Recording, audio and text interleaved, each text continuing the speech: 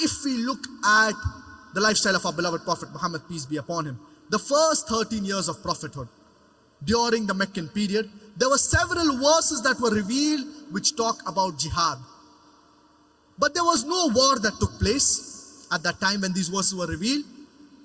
And Allah subhanahu wa ta'ala says in the glorious Quran, in Surah Al-Ankabut, chapter number 29, verse number 69, وَالَّذِينَ جَاهَدُوا فِينَا لَنَهْدِيَنَّهُمْ سُبُلَنَا وَإِنَّ اللَّهَ لَمَعَ الْمُحْسِنِينَ. And those who strive in our way, we shall surely open up their pathways.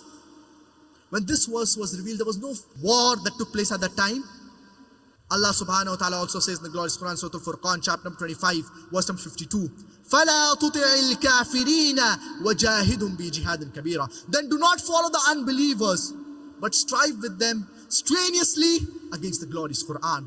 Do you mean to say you're going to fight with the Quran? But natural, no. And when this verse was revealed, there was no war that took place. What does it mean? It means that you have to strive and struggle to convey the message of Islam to the non-Muslims, to those who are unaware of it. Therefore, previously this misconception regarding jihad, it was not at the top of the charts. So depending upon how the media, it portrays Islam, these misconceptions arise in the minds of the non-Muslims.